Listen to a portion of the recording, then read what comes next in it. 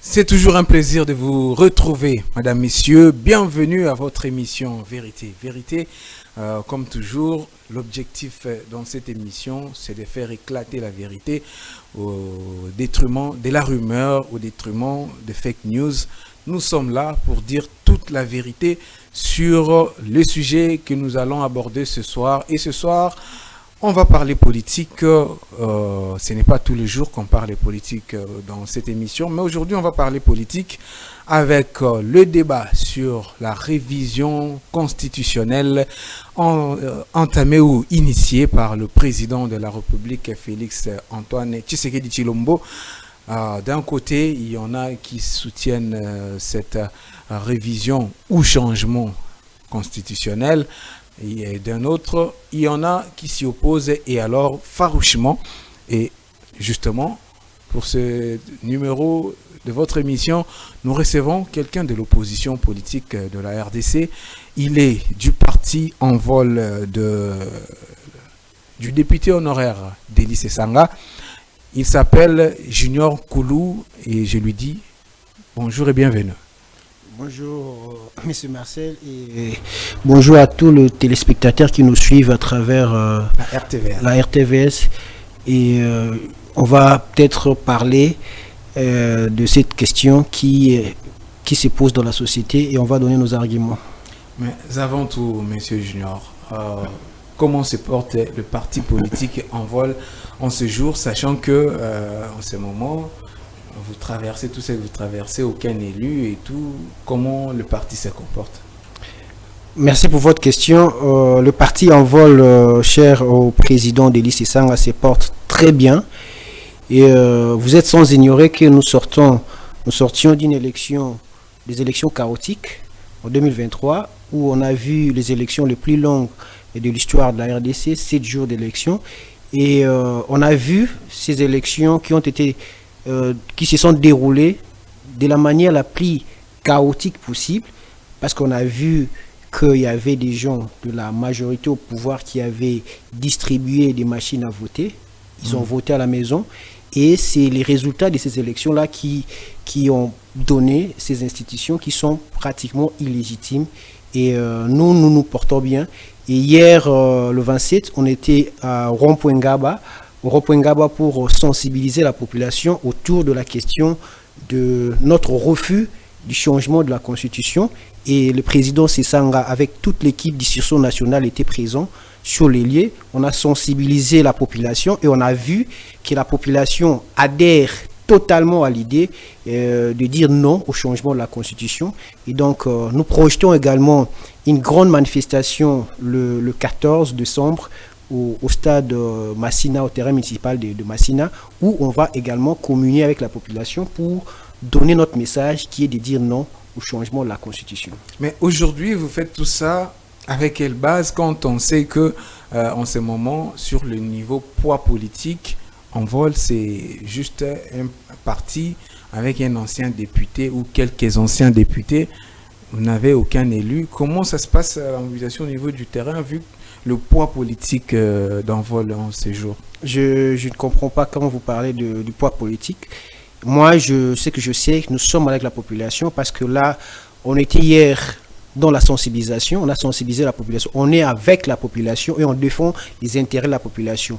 Peu importe, vous savez que nous avons été injustement radiés du seuil électoral et pour des raisons connu de tous, parce que Élie Sesanga a refusé de cautionner la forfaiture, il a refusé de cautionner le tribalisme et on lui a payé le fait de dire que votre parti n'a pas atteint les seuils, que tout le monde sait que c'était vraiment de manœuvres sordides et machiavéliques. Et donc nous, on ne s'occupe pas d'avoir des élus ou pas. Notre problème, c'est de défendre les intérêts de la population et nous les défendons très bien. Et la population est derrière le président Sesanga et nous allons dire non au changement de la Constitution. Nous allons dire non aux réformes cavalières qui sont ou qui seront initiées par le pouvoir décadent actuel. Et nous avons une base. Notre base, c'est le peuple congolais qui est derrière nous, derrière le président Sesanga. Et on est très fiers d'appartenir à ces grands partis politiques. Merci beaucoup, Monsieur Junior Nkoulou. Parlons maintenant du changement de la Constitution ou de la révision de la Constitution initiée justement par le président de la République, une initiative à laquelle vous et votre parti vous opposez. Mais la question que tout le monde se pose, vous le savez, vous l'entendez même dans le public, partout dans les médias on en parle.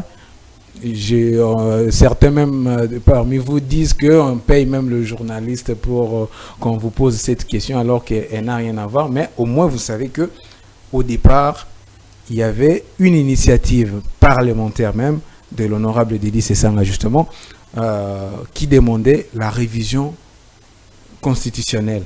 Aujourd'hui, comment expliquez-vous ces revirements qu'en vol qui autrefois demandait la révision des constitutions et aujourd'hui vous êtes le premier opposant à cette idée alors que c'est votre idée en quelque sorte qui a été récupérée par le président de la République qui, selon cette même constitution, lui donne ce droit-là d'initier des réformes ou des révisions justement constitutionnelles. Donc quand vous dites qu'il y a revirement, je comprends la manipulation qu'il y a derrière cette idée qui est véhiculée, mais je vais tout simplement vous dire que le président Sesanga ne change pas sur ce point. Hein. Et ce qu'il faut retenir de lui, il y a pratiquement 5 choses, je peux dire. Un, il ne change pas sur le point de la révision de la Constitution, il n'a pas changé. Deuxièmement, c'est quelqu'un qui est lucide, c'est-à-dire il n'est pas sous les effets des substances chimiques. Il est lucide dans ce qu'il dit. Troisième chose, il est cohérent. Ça veut dire que ce qu'il a défendu hier, il les défend aujourd'hui, il va les défendre demain.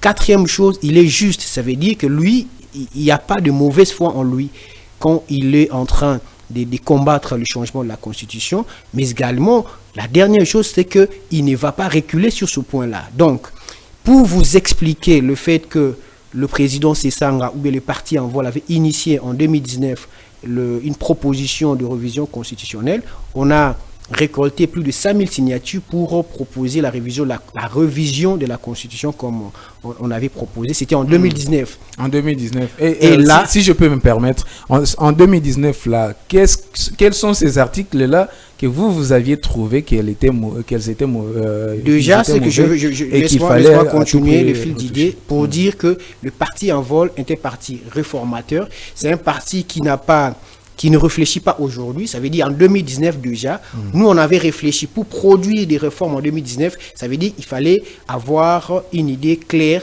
déjà avant. Ça veut dire sur base de l'expérience passée, on avait déjà récolté les modifications que l'on pouvait apporter à la Constitution. Et en 2019, c'était au début de la législature qu'on a fait cette proposition-là pour reviser certaines dispositions de la Constitution, non pas pour porter un coup de canif à la Constitution, mais pour améliorer certaines dispositions. Ça veut dire que dans la Constitution, il n'y a pas que de faiblesse. Ce qu'on appelle faiblesse, c'est tout simplement le fait que les acteurs politiques sont beaucoup plus en mauvaise foi. Voilà pourquoi nous, on a voulu également mettre en place des dispositifs contraignants pour que ces derniers puissent accepter et faire avancer les choses. C'était en 2019. Et parmi les réformes qu'on avait proposées, il y avait notamment le retour au deuxième tour, à des tours d'élection présidentielle, oui. Mais également la question de la nationalité a été abordée, mais également ce qui a fait mouche avec les gens de la majorité au pouvoir, c'était le fait que nous, on avait proposé au fait que le président de la République ne puisse pas être bénéficiaire de l'impunité de la non-organisation des élections. Ça veut dire, lorsque les élections ne sont pas organisées à échéance, comme c'était le cas en 2016. C'est le président qui doit démissionner et laisser la place au président du Sénat de conduire les élections. Et là, les gens de l'UDPS n'étaient pas d'accord sur ça. Voilà pourquoi en 2019, ils ont jugé que cette initiative était inopportune. Et en 2022, on est revenu sur ça lorsque, au mois de mars, à la session de mars 2022, ils ont aligné cette proposition de révision de la Constitution, mais malheureusement, à ce moment-là, c'était pendant l'état de siège. Et le président Sesanga a demandé du haut de la tribune de l'Assemblée nationale, il a demandé à ses collègues députés de surseoir sur cette question parce que l'article 219 de la Constitution interdit toute révision pendant l'état de guerre, pendant l'état de siège et pendant la vacance à la présidence de la République. Voilà pourquoi on est resté là. Et aujourd'hui, qu'est-ce que les amis et qu'est-ce que les gens du pouvoir nous proposent? Est-ce que c'est la révision de la Constitution? Est-ce que c'est le changement de la Constitution? Aujourd'hui, c'est clair. Il est clair qu'ils veulent le changement de la Constitution. Une initiative que nous n'avons pas proposée. Et donc, il ne faut pas dire à la population, il ne faut pas manipuler la population pour dire le président Sesanga avait demandé une chose et aujourd'hui, il se rebiffe. Non. Il n'a pas changé sur ce point. Il avait proposé des dispositions de la Constitution à réviser et aujourd'hui, il est dans les combats contre les changements de la Constitution. La différence également avec nous, c'est quoi? Nous, en 2019, on avait déjà réfléchi, on avait des articles à réviser, on avait des dispositions à modifier pour renforcer notamment... Lequel, par exemple? Je vous ai parlé du détour de l'élection présidentielle, notamment aussi sur le processus de la décentralisation. On a parlé aussi de l'entrée en fonction du gouvernement, parce que là, quand eux disent que ça retarde, effectivement, ça retarde. Pourquoi ça retarde? Parce que ce sont les politiques qui mettent les contingents pour que les choses tirent en longueur et que la formation du gouvernement prenne beaucoup plus de temps. Voilà pourquoi nous, on a voulu à ce que, dès que le président de la République est élu, il nomme le Premier ministre. S'il rencontre une motion de censure, le gouvernement, là, n'est pas investi. Mais s'il n'y a pas de motion de censure, le gouvernement continue. Mais également, il faut signaler également que l'article 73 de la Constitution dispose que l'élection pour les scrutins pour l'élection du président de la République est convoqué 90 jours avant l'expiration. Ça veut dire que pendant les 3 mois-là, avant même l'entrée en fonction du président de la République, il peut déjà mener des tractations pour former son équipe gouvernementale, pour avoir une assise gouvernementale, même son premier ministre, avant de faire la remise et reprise avec les présidents sortants. Mais ici, dans notre pays, les gens ne respectent pas tellement le texte que l'élection du président de la République n'a jamais été organisée à date prévue, ça veut dire 90 jours avant, et là, ça retarde les choses. Mais les constituants avaient voulu à ce que 3 mois avant, que les choses soient déjà clarifiées pour que nous puissions avoir des institutions ou un gouvernement déjà en place. Après, justement, l'investiture du président de la République. Mais également, s'il faut continuer sur cette lancée, notre différence avec les gens du pouvoir, c'est le fait que nous, en 2019, on avait des propositions, on avait des articles à réviser. Mais aujourd'hui, dès 2019, 2022, 2024, aujourd'hui, ils n'ont rien en fait. Ils n'ont rien à proposer.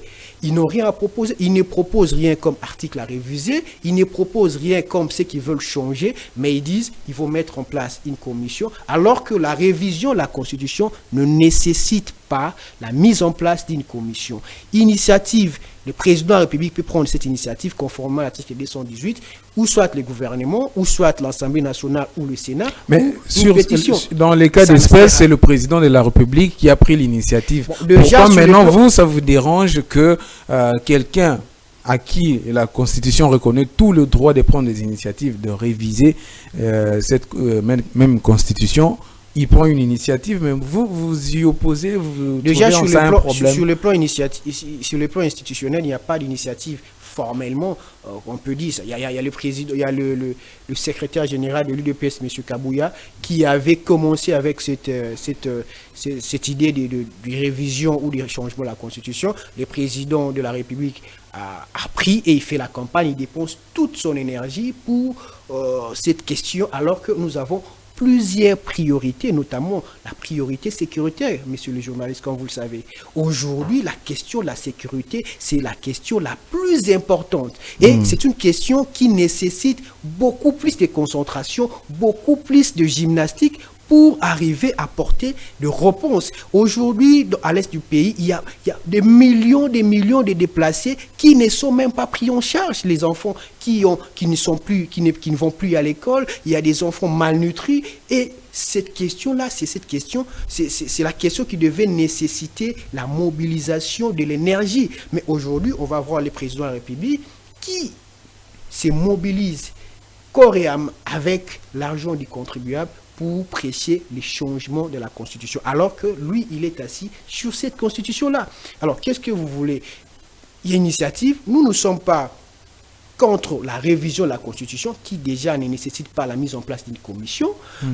Mais nous sommes contre le changement de la Constitution. Parce que le changement de la Constitution permettra au pouvoir actuel, permettra au président en fonction de briguer d'autres mandats et de s'éterniser au pouvoir. Alors que le pacte républicain qu'on a dans cette Constitution interdit la présidence à vie. On a vu Mobutu faire 32 ans au pouvoir et on ne verra plus jamais un seul Congolais, quelle que soit son intelligence, quelle que soit sa force, son intelligence, sa sagesse, personne ne fera encore plus de demandants dans ce pays. Et ça a été acté au dialogue intercongolais, coulé dans notre constitution et on ne verra jamais. Alors quand on veut changer la constitution, on veut tout simplement s'éterniser au pouvoir. C'est simple. Et personne ne dira que je vais m'éterniser au pouvoir. Mais pourquoi aujourd'hui, même pas aujourd'hui, mais pourquoi en République démocratique du Congo, à chaque fois qu'il y a une initiative concernant la constitution, on pense tout de suite au mandat du président de la République? Il n'a jamais dit qu'il voulait s'éterniser au pouvoir. Il ne s'est jamais prononcé de manière officielle qu'il voulait un troisième mandat. Il a dit, comme vous, ou comme une grande partie de la population congolaise, que cette constitution-là, elle est mauvaise d'une certaine manière. C'est-à-dire, elle n'est pas parfaite.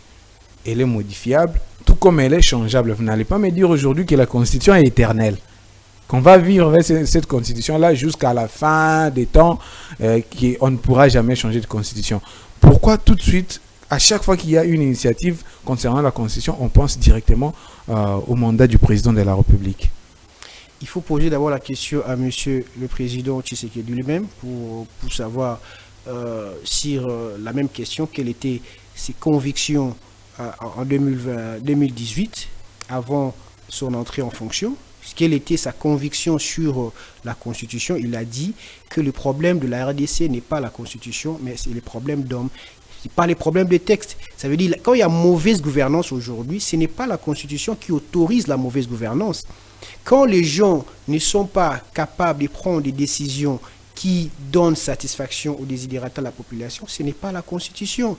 Et aujourd'hui, nous savons, nous sommes politiques et nous savons exactement ce que veulent les gens qui sont au pouvoir. Ils veulent s'éterniser au pouvoir et c'est ça qui amène à des idées pour le changement de la Constitution. On ne peut pas imaginer un seul instant les garants du bon fonctionnement des institutions. C'est lui qui est censé faire respecter la Constitution, dire à la face du monde que cette Constitution, elle est mauvaise. Cette Constitution, c'est une Constitution des étrangers. Cette Constitution, ce n'est pas une bonne Constitution. C'est tout à fait, il est anormal et inadmissible de considérer. Parce que c'est lui qui protège cette Constitution. C'est lui qui doit protéger la Constitution. Mais quand il dit des choses pareilles, alors la République est dans la rue. Parce qu'aujourd'hui, si quelqu'un se proclame qu'il est président de la République, on va tout de suite lui dire l'article 64 alinéa D interdit les renversements du pouvoir constitutionnel. C'est la Constitution. Mais lorsque vous dites que la Constitution elle est mauvaise, on peut apporter des réformes pour modifier, pour arranger, faire avancer les choses. C'est tout à fait normal. Alors que encore que ces réformes doivent être connues de tous et que ces réformes soient aussi nécessaires pour le fonctionnement normal et régulier des institutions. Mais on ne peut pas aujourd'hui galvauder même l'histoire. Les enfants qui étudient, qui sont à l'école primaire, qui sont à l'université, on va rencontrer des mensonges, des manipulations pour faire avaler à la population l'idée du changement de la Constitution. Je vous rassure que dans la Constitution, les articles, je crois, 16 jusqu'à l'article 50, plus de 50 articles donnent des droits aux Congolais. Et que ces droits-là ne sont même pas respectés par le gouvernement. Aujourd'hui, on a vu les gouverneurs de province qui disent qu'ils vont soutenir les processus de changement de la Constitution, alors que parmi ces gouvernements, la Constitution prévoit au fait que le président de la République ne soit pas le Dieu. Ça veut dire que un gouverneur peut être élu, peut être issu d'un parti politique, même de l'opposition. Mais aujourd'hui, avec la dictature, ça veut dire que si vous êtes un gouverneur élu sur une liste d'un parti de l'opposition, vous ne pouvez pas exercer.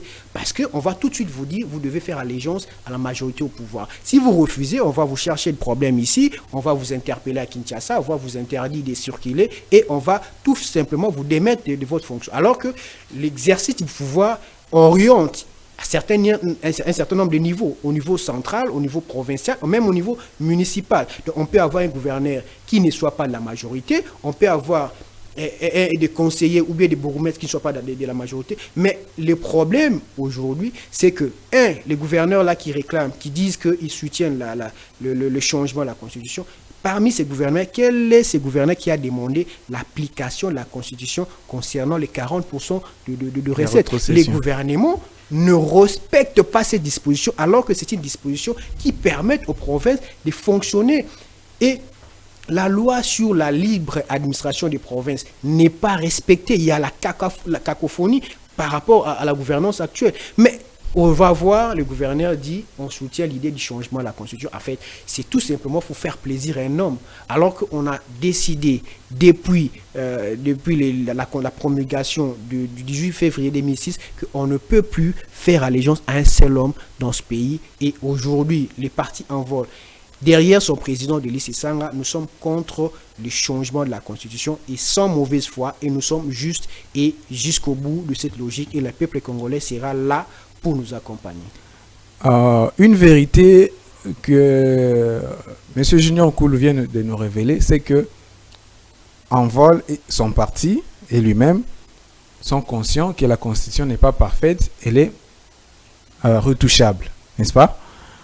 Maintenant, en dehors de tout ce que vous opposez, qu'est-ce qu'aujourd'hui on peut dire qui est mauvais dans cette Constitution, que vous-même vous pensez qu'on peut retoucher sans toutefois changer complètement la Constitution de 2006, donc, disons de 2011, parce qu'elle a été retouchée en 2011. La question ici, ce n'est pas de dire que la Constitution, qu'est-ce qui est mauvais dans la Constitution, non.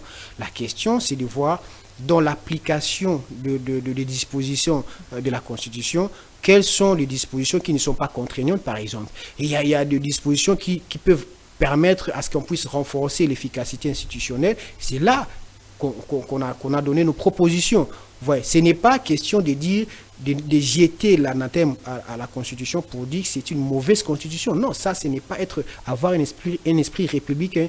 Donc nous ne sommes pas en train de dire que la Constitution n'est pas revisable parce que le mécanisme de révision de la Constitution sont effectivement prévus dans cette même Constitution-là. Et donc, lorsqu'on veut reviser la Constitution, on n'a pas besoin de dépenser autant d'énergie pour aller faire campagne avec l'argent du contribuable congolais, alors que les questions d'abord que vous soulevez, vous ne maîtrisez même pas.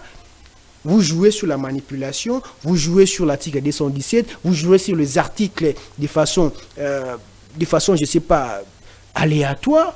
Et là, vous allez dire que nous, on s'oppose à la révision. Non, on s'oppose au changement de la Constitution parce que nous savons que l'objectif poursuivi, c'est de donner un troisième mandat au président Tshisekedi. Et là, tous les Congolais ne sont pas d'accord sur ce point-là et on doit se mettre d'accord sur ce fait. Vous avez évoqué l'article 117, 217 plutôt. Vous, de l'opposition aujourd'hui, quelle lecture faites-vous justement de cet article 218 et 17 de la Constitution, contrairement peut-être à la majorité au pouvoir qui pense que cet article-là donne un certain pouvoir aux forces étrangères de prendre le contrôle de notre pays. Vous, de l'opposition, comment vous faites la lecture de cet article-là? Le président Delis Esanga avait déjà répondu aussi au président Tshisekedi sur cette question parce que nous savons tous qu'il s'agit là d'une manipulation de la population. Et notre parti, le mieux avec notre parti, c'est le fait que nous combattons l'ignorance. Alors que les dictateurs ont cette manie de plonger la population dans l'ignorance pour profiter de cette ignorance-là afin de véhiculer leurs idées expansionnistes, etc. Et donc, lorsque le président de la République, les gouvernements ou les députés ont des difficultés à comprendre la Constitution leur donne le droit de saisir la Cour constitutionnelle. Donc, lorsque on retrouve des gens qui ont des difficultés de comprendre ce que dit l'article 217, ils peuvent saisir la Cour constitutionnelle. Malheureusement, aujourd'hui, les gens se sont lancés dans une interprétation éhontée et une interprétation, je peux dire, ridicule. Et ça donne même pas envie de consulter ou bien de demander l'avis de la Cour constitutionnelle, parce qu'on sait tous que la Cour, elle est inféodée au pouvoir, et la Cour aura la difficulté de répondre à cette question-là. Mais l'article 217 n'est pas nullement d'une cession des territoires. Nullement. Si vous voulez chercher... Attendez. Moi, j'ai une relance là-dessus. Vous dites que l'article 217 ne donne pas le pouvoir à l'étranger, ou aux étrangers plutôt. Comment vous justifiez l'article 216? Si vous permettez, moi, je vais vous lire cet article. Non, en fait, 215. Le traité et accords internationaux régulièrement conclus ont, dès leur publication, une autorité supérieure à celle de loi, sous réserve pour chaque traité ou accord de son application par l'autre partie. Je ne sais pas si je comprends mal. Vous allez m'expliquer. Cet article suppose que tous les accords et les traités, bien sûr, signés en international, prennent les déçus sur nos lois, c'est-à-dire même cette même constitution-là. Si par exemple aujourd'hui on signe un traité avec la SADC par exemple, ou l'Union africaine, pour céder, je me dis, je m'imagine, je ne dis pas que ça va se faire, pour céder peut-être Bunagana, qui est entre le mai de M23, automatiquement, peu importe ce que dit la Constitution, ce traité-là est au-dessus de toutes les lois congolaises. Vous ne pensez pas que là, ça aussi, c'est un article à problème en dehors de l'article 217? Déjà, il faut reconnaître que dans le dispositif du droit international, quand on parle de traité, c'est toujours des dispositions qui sont supranationales, en fait. Et alors, lorsqu'on dit que le traité régulièrement conclu ont une valeur juridique supérieure à nos lois, c'est tout à fait normal, c'est le droit international. Mais là, maintenant, qu'est-ce qu'on dit? Sous réserve de respect par l'autre partie. Ça veut dire que lorsque vous voulez signer un traité, ça veut dire que les traités-là soient bénéfiques pour votre État et pour l'autre État. Ce n'est pas qu'on va signer un traité qui nous préjudicie. Ça n'existe pas d'abord.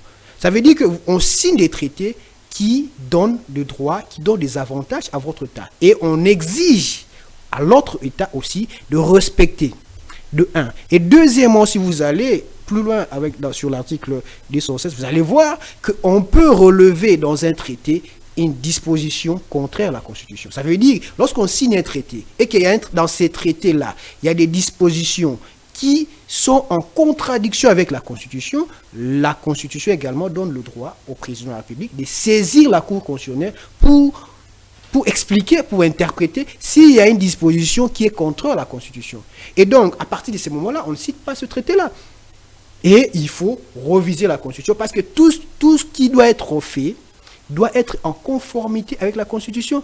Et donc, on doit réviser la Constitution pour que les traités ne soient pas en contradiction avec la Constitution. De deux. Et troisième chose, quand vous parlez de cession, lorsque l'article 214 dit clairement qu'on ne peut pas céder un territoire, on ne peut pas. Et si on doit le céder, ça veut dire qu'il faut un accord du peuple congolais consulté par voie référendaire. Et comment ça va arriver? Et si un président de la République, comme l'a fait le président Tshisekedi, d'aller à l'EAC et de dire que l'EAC deviendra notre pays, si normalement il est avéré qu'il y a eu cession de notaires par un président de la République, l'article 165 traite de haute trahison. Ça veut dire qu'un président de la République, même de son propre gré, il ne peut pas signer un traité qui cède une partie de notre territoire. Jamais. Ça ne peut pas se faire. La Constitution ne le dit pas et ne le dira jamais. Nulle part. Et lorsqu'on remet la question de cession du territoire au peuple, parce qu'on sait que le peuple ne sera pas d'accord. Mais les dirigeants ont aussi cette manie-là de signer des traités. Si on donne tout le pouvoir à des dirigeants de signer des traités portant même cession de territoire, et on va se retrouver avec des territoires coupés de notre superficie en général. Voilà pourquoi on a mis l'insiste et dire aucune cession ne peut se faire sans l'accord du peuple congolais. Où se trouve notre obligation à céder des territoires? Ça existe où? Et le président de la République est garant de l'intégrité du territoire national.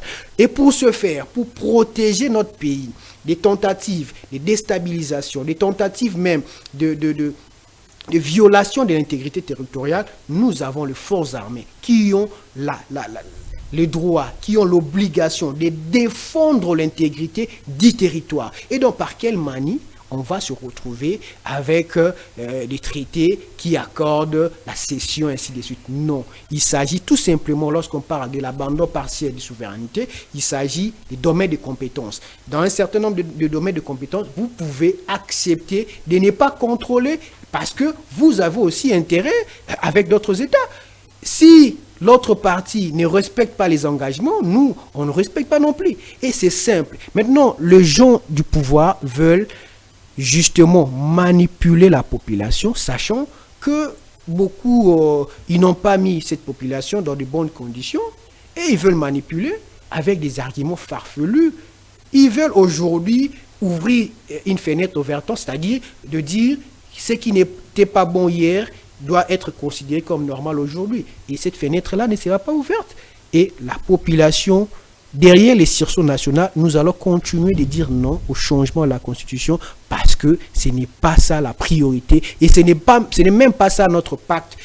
La Constitution, dans son préambule, on a dit que depuis 1960 jusqu'à aujourd'hui, nous avons un problème de légitimité des institutions, légitimité des animateurs des institutions. Et pour mettre fin à cela, il fallait un ordre constitutionnel. Et la Constitution, là, est issue de forces vives de la nation, la société civile, les partis politiques. Tout le monde s'était mis d'accord sur la marche à suivre, sur le modèle des sociétés. Et aujourd'hui, on ne peut pas se lever et nous imposer une seule voix. Non, on ne peut pas. Et si les dirigeants veulent ou se soucient également de la population, ils ne vont pas aller sur ce chemin-là. Parce qu'ils savent également qu'il y aura affrontement entre ceux qui ne sont pas d'accord sur le changement de la Constitution et les autres. Et lorsqu'il y a affrontement, il y a rupture de la paix sociale. Alors que les gouvernements ont l'obligation de garantir la paix sociale, ont l'obligation de garantir la paix et la sécurité. Nous avons beaucoup de problèmes aujourd'hui. Le chômage de jeunes. Oui, tout ça, on sait, il y a beaucoup de problèmes, c'est pas les changements. Même le président de la République lui-même l'a dit, ce n'est pas le changement de la Constitution qui va résoudre tous les problèmes. Mais parce que tout le monde a compris que ce n'était pas ça la question, et il s'est justement revenu à la raison pour dire que ce n'est pas le changement de la Constitution. Mais ces acolytes disent quoi, ouais. On n'a pas tout le temps. Je sais qu'on va revenir peut-être un autre jour dans ces débats. Mais j'aimerais deux questions directes. En 2011, votre président était à l'Assemblée nationale, n'est-ce pas? Oui. Il y a eu révision de la Constitution. Oui. Il a voté pour ou contre? Il était de position, il n'a pas voté pour. Voilà. Parce que lui, jusqu'à aujourd'hui, il ne réunit pas ses convictions. Il est pour le détour de l'élection présidentielle. Il n'a pas voté. Moi, j'aimerais justement par rapport à cela, vous poser cette question. Pourquoi en 2011, vous n'avez pas été opposé à cette révision, sachant que la Constitution elle-même dit que avant que tout changement ne soit constaté, il faut après que l'Assemblée nationale ou je ne sais pas le président ait initié cela, que cela avant d'acter ces changements-là, il faut qu'on passe par la voie des référendums. En 2011, il y a eu changement de plus de 20 articles. Il n'y a pas eu référendum, mais aujourd'hui, on a cette constitution-là, modifiée en 2011, mais on n'a pas vu en vol s'opposer aussi farouchement qu'aujourd'hui. Pourquoi? Je rectifie d'abord, il n'y avait pas 20 articles qui ont été modifiés. C'était plus? Non. C'était combien? Il n'y avait pas 20 articles, si je peux revenir sur le nombre des articles qui ont été révisés. Mais je dis, la révision de la Constitution, elle est constitutionnelle. Il faut mettre un terme à la confusion la pour Constitution dire dit aujourd'hui pourquoi un vol s'oppose à la révision. Non, c'est pas ça. Nous nous opposons au changement de la Constitution qui accorde un troisième mandat au président Tshisekedi. On n'est pas contre la révision parce qu'on ne connaît pas les matières de la révision. Est-ce que l'IDPS ou bien le parti au pouvoir a proposé une matière pour la révision constitutionnelle? Pourquoi alors n'est pas allé les consulter pour peut-être savoir ce qu'il faut ou nous ne nous opposons pas à une révision de la Constitution parce qu'elle n'existe pas. Oui, c'est ce que je dis. Et nous sommes contre le changement de la Constitution. Point. Et aujourd'hui, M. Kabouya a dit les changements de la Constitution, c'est une question de vie ou de mort. Et vous voyez un peu la gravité avec laquelle les gens ici au pouvoir. Oui, mais c'est ce que je dis. Pourquoi, au lieu d'entamer les démarches, déjà qu'eux, ils n'ont même pas encore commencé ils n'ont pas encore initié ni fixé la date du référendum parce qu'ils savent qu'ils doivent passer par la population. Pourquoi, au lieu de commencer déjà à faire une campagne contre cette révision ou ces changements, parce qu'ils sont entre les deux, vous le savez, pourquoi ne pas aller le voir pour savoir sur quelle base, sur quels articles, eux, ils trouvent que ce n'est pas important ou ce n'est pas favorable à la République démocratique du Congo, et parler avec eux de manière claire et fixer peut-être de limites à un certain niveau, parce que vous êtes aussi de l'opposition politique, c'est aussi votre rôle d'alerter le pouvoir en place sur les dangers que guette la République. Et je voulais juste préciser le fait que l'approbation d'une révision constitutionnelle a deux voies. On a une voie référendaire qui peut être la règle, et il y a la voie aussi législative aussi. Ici, il y a les 3/5 du Congrès qui se réunissent pour voter une révision, je dis bien une révision de la Constitution. Ça peut passer, ça pour autant passer par la voie référendaire. Okay. Et là, c'est aussi dans la Constitution. Alors, nous, on n'a pas le devoir d'aller voir les gens de pouvoir pour leur demander quelles sont les dispositions qu'ils ont prévues pour la révision. Nous nous opposons déjà à leur démarche du changement de la Constitution. Maintenant qu'ils sont, lancés, on n'a pas le devoir. Cette campagne, permettez, maintenant qu'ils se sont lancés dans cette campagne, comment comptez-vous les contrer? Seulement par de voies de terrain, sachant que aujourd'hui, c'est vrai, tout le monde parle au nom de la population, mais tout parti politique a au moins une base, vous le savez.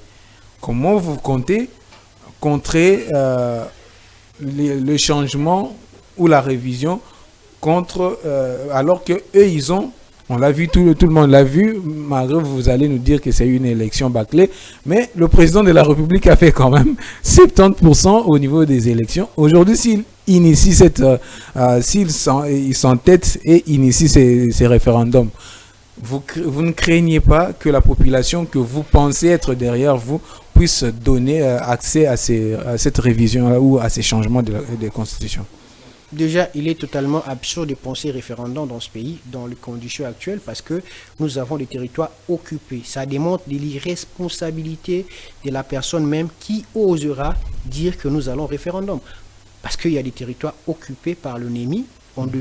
Normalement, on devrait mettre plus d'attention, plus d'énergie à récupérer les territoires déjà qui sont occupés par l'ennemi, que de mettre beaucoup d'argent, utiliser le moyen de l'État pour un probable référendum. Non, ça n'a pas de sens, ça n'a aucun sens.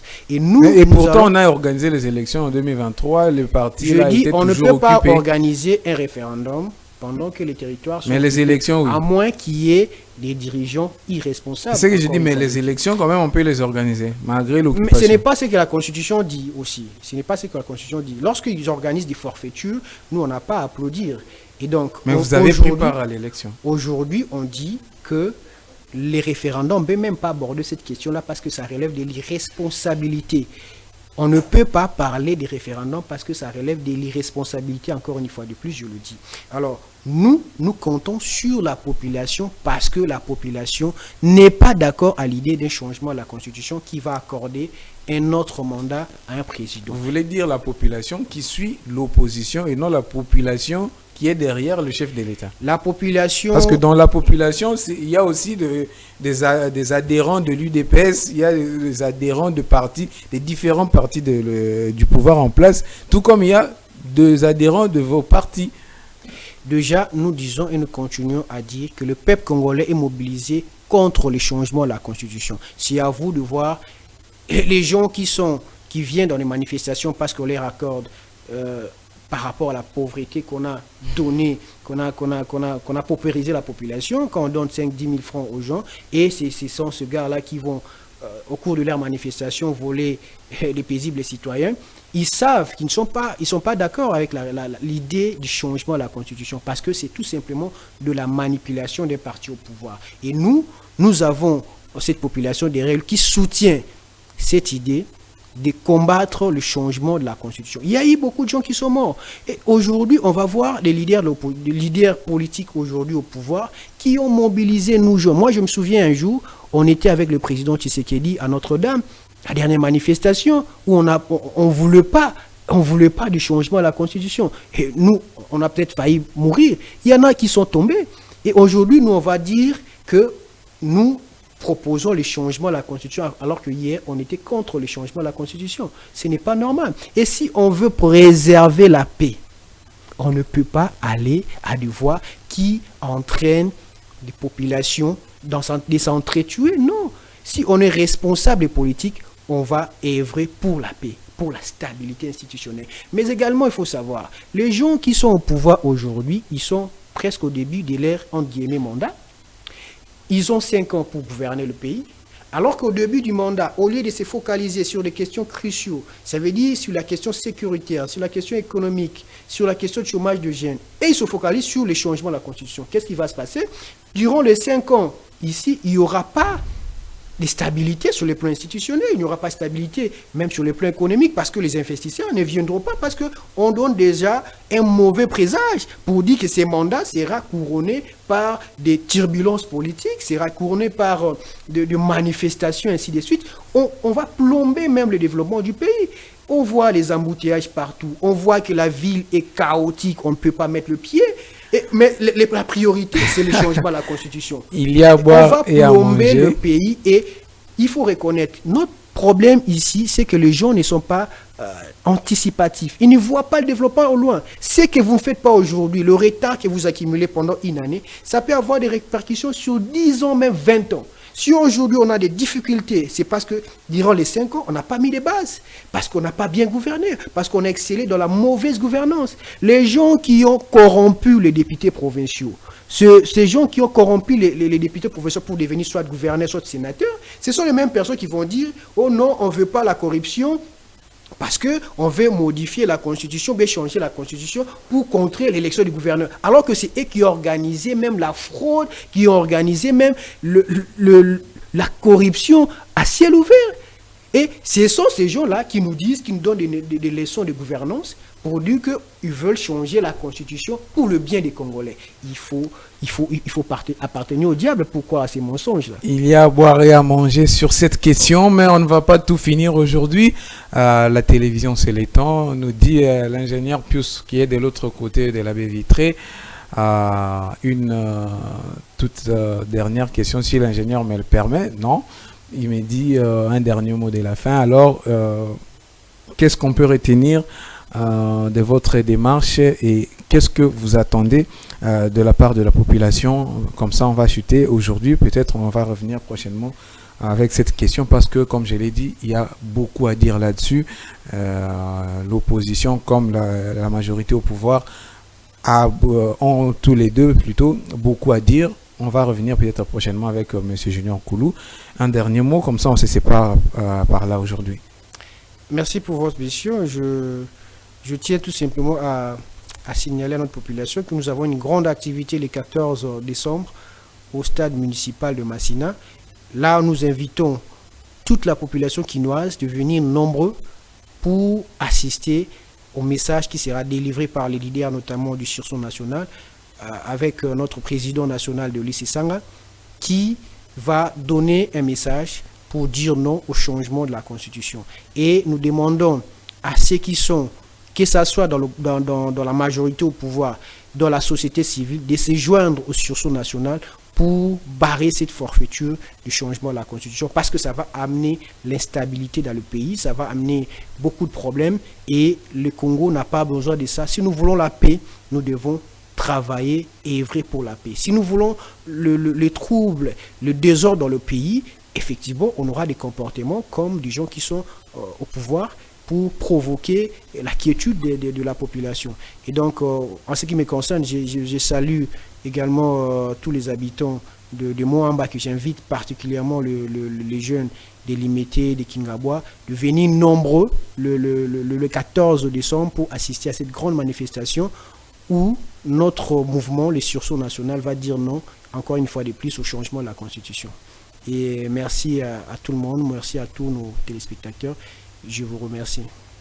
Merci beaucoup, M. Junior Koulou. Moi, j'aurais aimé vous poser la dernière question, mais comme le temps ne permet pas, mais je pense que une révision ou un changement de constitution va permettre aussi à Envol de ne pas être évolué comme c'était le cas en 2023, parce que pour ceux qui connaissent très bien le district de Moamba, le monsieur qui est sur ces plateaux a été massivement voté, mais malheureusement, il n'a pas été élu, faute des seuils.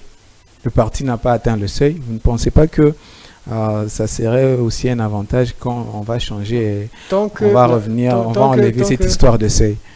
Juste en une minute. Tant que la volonté de ceux qui gouvernent est d'orchestrer la fraude, on n'aura pas de changement si le peuple ne s'implique pas. Et nous, on ne se décourage pas par rapport à notre lutte. On continuera à lutter parce que notre besoin, notre intérêt, c'est de défendre les intérêts de la population, et que nous soyons dans les institutions ou pas, on continuera à défendre leurs intérêts, et c'est ce qui nous importe. Merci bien. Monsieur Junior Koulou était notre invité d'aujourd'hui dans votre émission Vérité, Vérité. Nous vous disons merci de nous avoir suivis. Vous avez été nombreux à nous suivre. Merci de rester fidèles à nos programmes, le programme de la RTVL. Nous sommes là rien que pour vous satisfaire, pour vous faire plaisir, vous former, vous informer et vous divertir, parce que c'est ça la mission d'une télévision.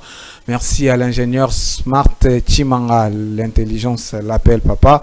Merci pour cette belle réalisation. Merci à l'ingénieur de son Joël Kaninda qui était avec nous, et merci au maestro Christian Sakananou qui a géré ce plateau de main de maître. Merci surtout à notre Père à tous, le prophète messager Emmanuel Dodi, mes respects. Et merci pour cette opportunité, merci pour ce beau cadre que vous nous avez offert. Qu'est-ce que j'ai dit? Que vous nous avez offert pour prester et pour recevoir des gens intelligents comme celui qui est avec nous aujourd'hui. Merci pour tout. Merci de nous bénir encore davantage. Quant à vous, téléspectateurs, nous vous disons merci de nous avoir suivis. Restez fidèles au programme de la RTVL et on se retrouve très prochainement. Au revoir.